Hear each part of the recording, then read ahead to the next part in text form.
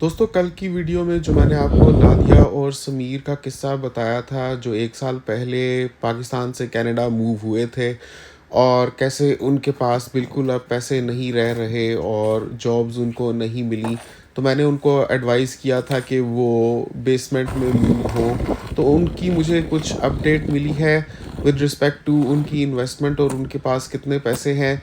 तो वो मैं आपको आज की वीडियो में बताऊंगा और इस मज़ीद इन्फॉर्मेशन के मिलने के बाद मैं क्या समझता हूँ कि उनके लिए नेक्स्ट कदम क्या होना चाहिए। एक तो मैं आपको आज की वीडियो में वो बताऊंगा। दूसरा मैं आपको आज की वीडियो में बताऊंगा कि अगर कोई 3 बंदों की फैमिली $95,000 अपने साथ लेकर कनाडा आती है ऑन परमानेंट रेजिडेंट वीज़ा साल 2025 में, तो वो 95,000 उनको कब तक लास्ट होने वाले हैं, कितना लंबा वो चल सकते हैं बग़ैर जॉब्स के। क्योंकि यही वो सवालात हैं जिनका हम सबको पता होना चाहिए आंसर कनाडा आने से पहले, ताकि हम सोचा समझा फ़ैसला कर सकें। और मेरी वीडियो बिल्कुल हकीकत पर मबनी होगी और मैं नंबर्स और फैक्ट्स के बहुत ज़्यादा साथ है। आपको सारी बात समझाने की कोशिश करूँगा।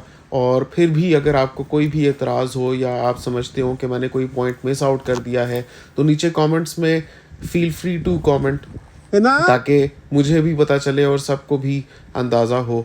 लेकिन सबसे है पहले ना? इस वीडियो को एक थम्स अप दे दें क्योंकि बहुत ही मालूमाती और एंगेजिंग होने वाली है, और चैनल को सब्सक्राइब कर लें। अस्सलाम वालेकुम नाजरीन, मैं हूं बिलाल ज़फ़र। आप देख रहे हैं हमारा कनाडा। मैं आपसे मुखातिब हूं कनाडा के खूबसूरत सूबे ओंटारियो से। उम्मीद करता हूं आप सब खैरियत से होंगे और अल्लाह का शुक्र है मैं भी बहुत ज़्यादा ठीक है। हूं। तो ये सुबह-सुबह का वक्त है और बर्फ़ बहुत ज़्यादा पड़ चुकी हुई है और मुझे अभी निकल कर इसको साफ़ करना पड़ा, क्योंकि अगर मैं ना करता तो इसने बहुत ही ज़्यादा जम जाना था। साथ में आपको मैं ये बर्फ़ दिखाऊँगा कैसे मैं साफ़ कर रहा हूँ बैकग्राउंड में, और साथ में आपको मैं नादिया और समीर के केस अपडेट बताता हूँ। और फिर आपको मैं ब्रेक डाउन दूँगा कि आपके पास कम से कम कितने पैसे हों तो फिर आप कनाडा आने का सोच सकते हैं। हो सकता है मेरी आज की वीडियो देखने के बाद कुछ लोग जो बहुत अरसे से कनाडा के बारे में सोच रहे थे या कनाडा आने के प्रोसेस में थे, वो दोबारा से अपने डिसीजन के बारे में सोचें। लेकिन ये वीडियो बनाने का मैं आपको वाज़ेह कर दूं कि हरगिज़ मकसद ये नहीं है कि कोई अगर आना चाह रहा है तो उसको मैं आने से रोक दूं या मैं लोगों को डिस्करेज करूं कनाडा आने से। ये सिर्फ़ मेरा एक तज्ज़िया है। अगर आपको बुरा लगे या ना समझ आए तो बस एक कम फ़हम इंसान की बहुत लिमिटेड अंडरस्टैंडिंग की बुनियाद पर एनालिसिस समझकर साइड पर कर दीजिएगा। और आपके पास कितने पैसे हैं और आपके क्या सर्कमस्टांसेस हैं समझते हुए अपना फ़ैसला खुद लीजिएगा। नादिया और समीर ने अपने बारे में जो डिटेल्स शेयर की उनको मद्देनज़र रखते हुए मैं कुछ कंक्लूजन ड्रॉ करने के बाद जो आपको कॉस्ट ब्रेकडाउन दूंगा वो 3 बंदों की फ़ैमिली के लिहाज से ही दूंगा। यानी जैसे नादिया और समीर की फ़ैमिली है कि एक मियाँ बीवी और एक बच्चा। तो नाज़रीन, जैसा कि आप देख सकते हैं बर्फ़ तो इतनी ज़्यादा है कि इसमें चलना भी मुश्किल हो रहा है। मैंने कैमरा ऊपर करके फेंस से बाहर देखा कि बाहर क्या सूरत हाल है। तो सबकी गाड़ियाँ ढकी हुई थी पूरी तरह से बर्फ़ के अंदर, और मेरे लिए भी बर्फ़ में चलना भी मुश्किल हो रहा था। मुझे समझ नहीं आ रही थी कि कहाँ से मैं बर्फ़ हटाना शुरू करूँ, क्योंकि मुझे कोई तो थोड़ा खाली स्पॉट चाहिए था जहाँ से मैं शुरू कर सकता, और शुरू करने के लिए भी शवल चाहिए था जो ख़ुद कहीं बर्फ़ में खो गया था। शुक्र है मैंने दस्ताने पहने हुए थे, वरना तो फ्रॉस्ट बाइट भी हो सकता था। बिलाखिर मुझे काफ़ी डीप जाकर शवल तो मिल गया, तो मैंने एक तरफ से अल्लाह का नाम लेकर सफाई शुरू की। और पिछली वीडियो के कमेंट्स में ये आ रहा था कि आप तो रेंट पर रहते हैं, तो ये जो रैम्प साफ़ करने का काम है ये टेनेंट्स का नहीं होता। तो ये बात सही है, लेकिन बर्फ़ इतनी ज़्यादा पड़ रही है कि हम किसी का इंतज़ार नहीं कर सकते। हमारे लैंडलॉर्ड भी साफ़ करते हैं, लेकिन ये जो हमारी एंट्रेंस है इससे मुझे अभी हटानी ही थी, क्योंकि like I said I couldn't wait for anybody. अगर नहीं करूँगा तो मुझे खुद ही मसला होगा, इसलिए मैंने ये शुरू कर दिया। तो आते हैं नादिया और समीर के केस पर। नादिया और समीर बाय द वे फ़र्ज़ी नाम है, मैंने असली नाम चेंज कर दिए हैं ताकि कोई आइडेंटिफाई नहीं कर सके। तो नादिया और समीर के बारे में मैंने कल की वीडियो में आपको ये बताया था कि वो 1 साल पहले कनाडा आए थे और मिसिसागा में 1 बेड अपार्टमेंट में रह रहे हैं, जिसकी उनको यूटिलिटीज़ के साथ जो मंथली रेंटल कॉस्ट पड़ती है वो $2,900 है। और वो अपने साथ $50,000 लेकर आए थे। एक मियाँ बीवी और एक बच्ची की फैमिली है, और 1 साल में उनको कोई ख़ास काम नहीं मिला, जिसकी वजह से अब उनके हालात बहुत सख्त हो गए हैं और बमुश्किल इतने ही पैसे हैं कि वो वापस चले जाएं। तो एक मुझे उन्होंने अपने बारे में अपडेट ये दी कि ऐसा नहीं है कि उनको बिल्कुल कोई जॉब नहीं मिली थी। उनको एक्चुअली एक as a technical sales specialist job भी मिली थी, जो समीर ने की थी 3 महीने। नादिया कोई जॉब नहीं कर सकी क्योंकि उनकी बच्ची सिर्फ अभी 2 साल की है और वो टोटली डिपेंडेंट है उनके ऊपर, तो खाली समीर ही काम कर सकते थे। तो समीर ने 3 महीनों के लिए टेक्निकल सेल्स स्पेशलिस्ट के तौर पर काम किया, जिससे उन्होंने after the deductions of taxes तकरीबन $7,000 बनाए टोटल। तो 7,000 आप ऐड कर लें 50,000 में, तो टोटल इनके पास हो गया $57,000। लेकिन 3 महीने के बाद छोड़ इसलिए उन्होंने दी क्योंकि उनके लिए मुश्किल हो रहा था वो जॉब कर पाना, क्योंकि उसमें तकरीबन 8 घंटे के लिए लगातार बैठकर कॉल्स पर लोगों को अपनी प्रोडक्ट्स एंड सर्विसेज बेचने की कोशिश करनी थी। बीच में एक हाफ आवर ब्रेक होती थी और दो 15-15 मिनट्स की ब्रेक्स होती थी, मतलब टोटल 1 आवर की ब्रेक इन 8 आवर्स में होती है उनको। लेकिन उसके बावजूद back to back calls attend करना बहुत मुश्किल होता है। जैसे पाकिस्तान में कॉल सेंटर्स होते हैं ना, उसी तरीके से ये काम भी होता है। तो उनके लिए मुश्किल हो रहा था 8 घंटे बैठे रहकर मुसलसल back to back calls attend करना, क्योंकि हर बंदे की फितरत भी मुख्तलिफ होती है। कोई बंदा अडेप्ट कर सकता है हर तरह के काम के साथ, किसी के लिए मुश्किल होता है। लेकिन मैं बिल्कुल भी इसके लिए उनको ब्लेम या एक्यूज़ नहीं करूँगा, बिकॉज़ मैंने भी ये काम किया हुआ है और मुझे पता है कि ये काम मुश्किल होता है। मैंने तकरीबन 4 महीने किया था, फ्रॉम अप्रैल 2023 टू अगस्त 2023। उसके बाद मुझे दूसरी जॉब मिल गई थी उससे काफ़ी बेहतर। लेकिन शुरू में मैंने भी एज ए सर्वाइवल वही काम किया था, तो वो उनके लिए करना मुश्किल हो रहा था। दूसरा, शायद उनके लिए करना इसलिए भी मुश्किल हो रहा था क्योंकि उनके अच्छे पैसे बन रहे थे क्रिप्टो में और ट्रेडिंग में। असल में जो लोग एक दफ़ा ट्रेडिंग और क्रिप्टो में इन्वेस्टमेंट करते हैं और शुरू में जब उनको फ़ायदा हो रहा होता है, तो वो कहते हैं कि this is relatively easy money, तो उनके लिए कहीं और बहुत ज़्यादा मेहनत करना मुश्किल हो जाता है। ये मैं समीर साहब के हवाले से तो नहीं कह रहा, लेकिन मेरा एक जनरल पर्सपेक्टिव है, इसलिए कोई इसको पर्सनल नहीं ले प्लीज़। लेकिन मैं मानता हूँ कि एक दफ़ा जब आप रिलेटिवली इजी मनी कमा लेते हैं, like trading is very easy money. आपने इन्वेस्ट किया और उसी रोज़ आपको $100 का, 200, 300, $400 का फ़ायदा हो गया, आपने सेल आउट कर दिया, फिर आपने ख़रीदा बेचा। ऑब्वियसली हमेशा फ़ायदा नहीं होता, लेकिन जब कुछ लोगों को फ़ायदा हो जाए तो फिर they try to expand on that and make that the whole of their work setup. बहुत से लोग हैं जो इस तरह से करते हैं।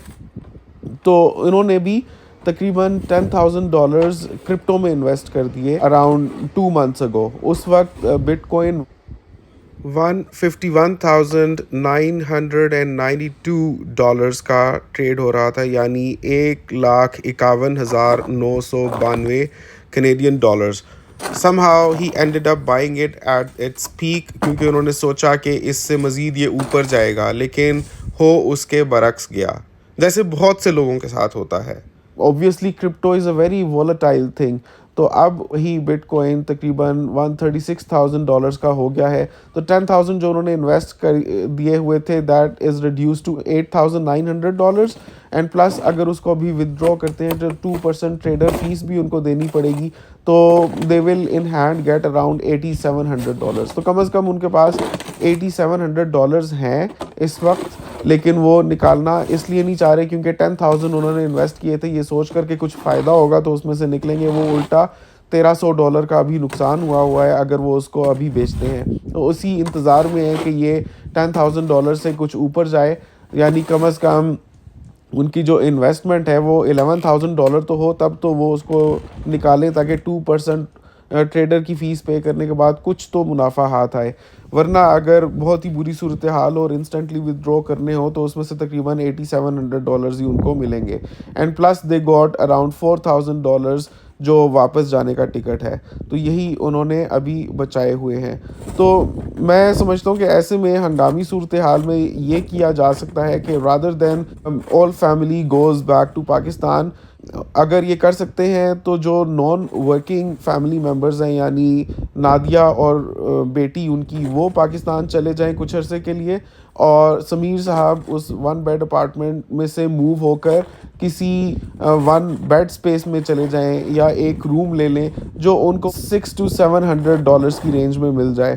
इससे उनका मंथली एक्सपेंस ड्रास्टिकली रिड्यूस होगा, क्योंकि एक तो जो वो पे कर रहे हैं $2900, उसकी जगह उनको सिर्फ समझ लें कि 600 पे करना पड़ेगा रेंट में।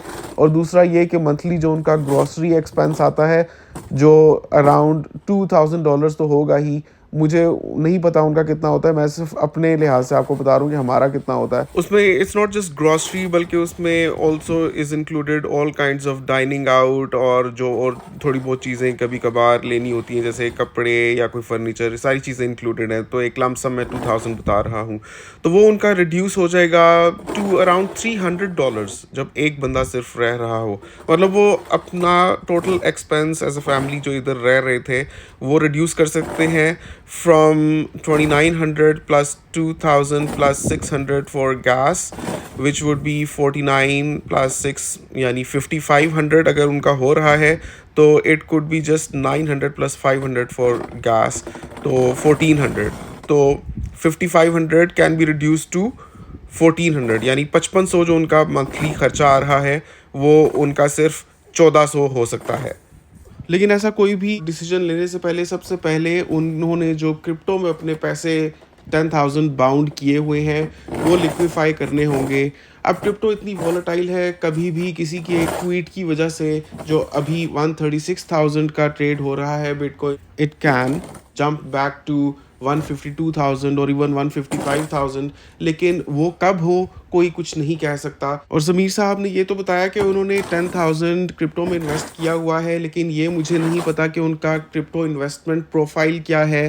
क्या उन्होंने सारे पैसे सिर्फ बिटकॉइन में ही इन्वेस्ट किए हुए हैं या उन्होंने दूसरे मीम कॉइन्स भी लिए हुए हैं। लेकिन जो भी किया हो, इवन अगर मीम कॉइन्स में भी इन्वेस्ट किया है तो उनकी प्राइस भी अप एंड डाउन होती है चेजिंग द बिटकॉइन जनरली। लेकिन इनके ऊपर मुश्किल वक्त अभी आया हुआ है। तो मैं समझता हूँ कि 1100-1300 का लॉस कोई ख़ास लॉस नहीं है। अपने हाथ में पैसे लाएं और अपना डिसीजन लें, क्योंकि एज अ फैमिली ही जब आप बस कनाडा में 1 साल रहने के बाद वापस जाएंगे और फिर वहाँ आपको स्क्रैच से हर चीज़ शुरू करनी होगी। पीयर प्रेशर भी होता है, लोग सोचते हैं दूसरे क्या कहेंगे। हालांकि लोगों को परवाह नहीं करनी चाहिए, सिर्फ अपने सर्कमस्टांसेस देखते हुए अपना भला सोचना चाहिए। लेकिन डिप्रेशन माइट सेट इन। तो मैं समझता हूँ कि इकट्ठे सबको वापस चले जाने से बेहतर है कि एक बंदा यहीं रहे और अपने सर्कमस्टांसेस चेंज करे और साथ साथ जॉब ढूंढने की भी कोशिश करे। और मैं ये भी एडवाइस करूँगा समीर साहब को कि जो ऐसे प्लेटफॉर्म्स हैं जैसे क्रेग्सलिस्ट और किजीजी, जिनके ऊपर लोगों ने एडवर्टाइज़ किया होता है अपनी स्किल्स को, जैसे हैंडीमैन है, जैसे अभी बर्फ़ पड़ रही है तो स्नो रिमूविंग की सर्विसेज आप दे सकते हैं। बाद में गर्मी आएगी तो ग्रास कटिंग सर्विसेज आप ऑफ़र कर सकते हैं कि grass cutter handyman available, rate per hour आप अपना लिख दें तो जो लोग इंटरेस्टेड होंगे या जिनको आपकी सर्विसेज चाहिए होंगी वो आपको कांटेक्ट कर सकते हैं। इस तरह से अगर आपकी जो गाड़ी है उसको आप पिक एंड ड्रॉप में यूज़ करना चाहते हैं तो वो भी आप कर सकते हैं। ये तो मैंने आपको रैप अप किया नादिया और समीर का केस। मेरे ख्याल में इकट्ठे वापस जाने से बेहतर है कि स्टेप बाय स्टेप कोशिश की जाए इसी मुल्क में सस्टेन करने की अपने आप को, और बाद में इंशाल्लाह जब हालात थोड़े बेहतर हो जाएंगे, लाइक एटलीस्ट 6 मंथ्स अपने जहन में रखें, उसके बाद the family can reunite with each other, सब लोग वापस कनाडा आ जाएं। और उस वक्त भी मैं आपको एडवाइस करूंगा कि अगर आपके हालात बहुत ज़्यादा अच्छे नहीं हैं तो don't consider moving back to an apartment, consider moving the cheapest option available, और चीपेस्ट फिर बेसमेंट ही होती है। If you can not survive in a 1 bed then go for a 2 bed basement. Now having wrapped this case up, मैं आपको बताता हूँ कि अगर एक 3 बंदों की फैमिली कनाडा आ रही है तो उनके पास कम से कम कितने पैसे होने चाहिए। सबसे पहले मैं एक गलतफहमी दूर करना चाहूँगा। लोग समझते हैं कि उनके पास कनाडा आने के लिए अगर इतने पैसे हैं जितने कनाडा की वेबसाइट के ऊपर लिखे हुए हैं in terms of proof of funds, तो कनाडा आना सेफ़ एंड सिक्योर है। मैं आपको अपने तजर्बे से ये बता सकता हूँ कि वो तो एक रिक्वायरमेंट है कि उतने पैसे आपके पास हों तभी आप कनाडा आ पाएंगे ऑन परमानेंट रेजिडेंस वीज़ा। लेकिन आपको उससे ज़्यादा पैसे चाहिए होते हैं। वो कैसे, मैं आपको अभी उसका ब्रेक डाउन देने वाला हूँ। यानी अगर आप उन प्रूफ ऑफ फंड्स के लिहाज से देखें तो according to the update of June 2024 3 बंदों की फैमिली को लगभग 22,000 से कुछ ऊपर पैसे चाहिए होते हैं proof of funds to come to Canada. लेकिन दरअसल कितने पैसे चाहिए होते हैं यहाँ पर सरवाइव करने के लिए, और आपको ये जहन में रखना चाहिए कि हो सकता है आपको 6 मंथ्स जॉब ना मिले। कम से कम आपको इतने पैसे अपने साथ लाने चाहिए कि 6 मंथ्स अगर आपको जॉब ना मिले तब भी आप गुजारा कर लेंगे। और अगर आपको 6 मंथ्स भी जॉब नहीं मिलती और आपको सर्कमस्टांसेस बिल्कुल चेंज होते हुए नज़र नहीं आते, तो मेरा ज़ाती ख्याल ये है कि इससे पहले कि आपके बिल्कुल ही पैसे ख़त्म हो जाएं और आपके पास वापस जाने का टिकट भी ना रहे, फैमिली को स्प्लिट कर लें थोड़े अरसे के लिए। जो लोग वापस भेजे जा सकते हैं उनको वापस भेजें, और जो यहाँ पर रहकर मुस्तकिल कोशिश कर सकते हैं वो करें, और बाद में जब हालात साजगार हों तो फैमिली रीयूनाइट हो। लेकिन ब्रेक डाउन देने से पहले थोड़ी बर्फ़ की सूरत हाल और साफ़ करते करते मैं क्या महसूस कर रहा था नाजरीन, मैं ये महसूस कर रहा था कि एक तो हमारा है कोने वाला घर, जिसकी वजह से रैंप एरिया भी ज़्यादा है, जो पाथवे क्लीन करना होता है वही ज़्यादा है। लोगों के जो घर होते हैं वो बीच में होते हैं और साइड्स पर एडजस्टेंट घर होते हैं, तो उनको सिर्फ अपने फ्रंट से साफ़ करना होता है। लेकिन हमारे केस में ये सारा एरिया है, मतलब मेरी बेसमेंट के एग्ज़िट से शुरू करके ये जो फ्रंट पर मैं आया हूँ जिधर गाड़ी खड़ी हुई है, और इसका रैंप अब मैं देख सकता हूँ कि गाड़ी तो पूरी धंसी हुई है बर्फ़ के अंदर। एक तो ये पीछे से जो एग्ज़िट है गाड़ी का, जहाँ से गाड़ी निकलती और पार्क होती है, उसको साफ़ करना है, बल्कि गाड़ी के साइड्स पर और आगे पीछे से भी बर्फ़ सारी साफ़ करनी होती है। क्योंकि अगर मैंने सिर्फ पीछे से साफ़ की लेकिन गाड़ी के साइड्स से साफ़ ना की तो 2 दिन गुजरने के बाद ये बर्फ़ कंक्रीट की तरह सख्त हो जाएगी, और गाड़ी का जो स्लॉट है उसमें मैं खड़ा करूँगा तो साइड्स से हो सकता है उसके ऊपर वो स्क्रैचेस डालें, तो मुझे ये सारा ही साफ़ करना पड़ेगा। अब इसके लिए अच्छा तो है कि मैं स्नो ब्लोअर यूज़ करूं, लेकिन लास्ट टाइम यूज़ किया था तो उससे स्नो उड़ उड़ कर मेरे चेहरे पर इतनी गिरी थी कि मेरी सांस की नाली में भी गई थी, और मेरा गला अभी तक थोड़ा सा पकड़ा हुआ है। ये आवाज़ से भी आपको अंदाज़ा हो रहा होगा। कल की वीडियो में भी कुछ लोगों ने कमेंट किया हुआ था कि भाई अगर आप कनाडा आ गए हो तो बर्फ़ तो साफ़ करनी ही होगी, better get use to it और मूव बैक। कनाडा से आप और क्या एक्सपेक्ट कर सकते हो, हम कनाडा बहुत पहले से रह रहे हैं and we got use to it, just get over it man. लेकिन मैं ये कहना चाहूँगा कि अगर आप बहुत पहले से रह रहे हैं तो हो सकता है आपकी पूरी फैमिली यहाँ पर हो और आपके फैमिली में मोर देन 1 पीपल हों बर्फ़ साफ़ करने के लिए। मैं आगे पीछे देखता हूँ तो छोटा छोटा सा एरिया होता है जो बीच में घर होते हैं उनका, और 2-2 3-3 लोग एक ही घर में से निकल कर साफ़ कर रहे होते हैं। तो ज़ाहिर है जब ज़्यादा लोग लगेंगे तो काम बढ़ जाएगा, एक बंदे के ऊपर कम आएगा तो आसान हो जाता है। ये भी मुमकिन है कि आपका घर कोने वाला ना हो, आपका जो पाथवे है वो एरिया ही बहुत कम हो, तो ऐसे में आसान हो जाता है। लेकिन हिना की अभी तबीयत अपनी ख़राब है, उन्होंने लास्ट टाइम मेरे साथ स्नो शवलिंग की थी तो उनको बुरी तरह से गला भी ख़राब है और बुखार भी हुआ है, तो सिर्फ मुझे ही करना है और इतना ज़्यादा एरिया है, so it complicates things further. तो मैं थोड़ी देर रेस्ट करने के लिए बस लेट ही गया बर्फ़ के ऊपर, लेकिन मैंने उस तरह से कपड़े भी पहने हुए थे, आप ऐसा ना करना।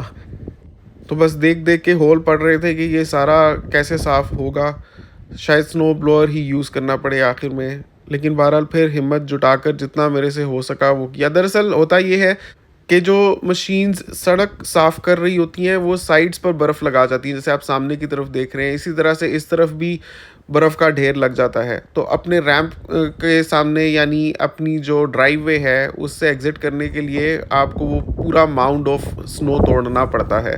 बहरहाल फिर मैं लग गया, फिर से शुरू हुआ मैं अल्लाह का नाम लेकर। तो वीडियो काफ़ी लंबी हो रही है। चाह तो मैं ये रहा था कि आपको मैं पूरा ब्रेक डाउन समझाऊँ कि 3 बंदों की फ़ैमिली अगर कनाडा आती है तो उनके पास कम से कम कितने पैसे होने चाहिए।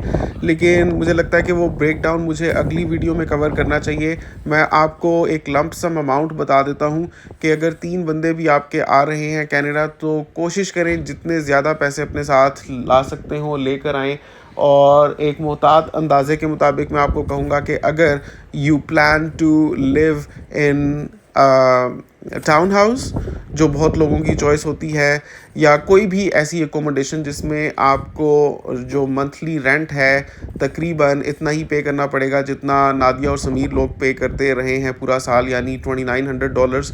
तो 6 मंथ्स का सेफ्टी बफर रखते हुए विदाउट जॉब्स आपको कोशिश करनी चाहिए कि एटलीस्ट $80,000 अपने साथ लेकर आएँ।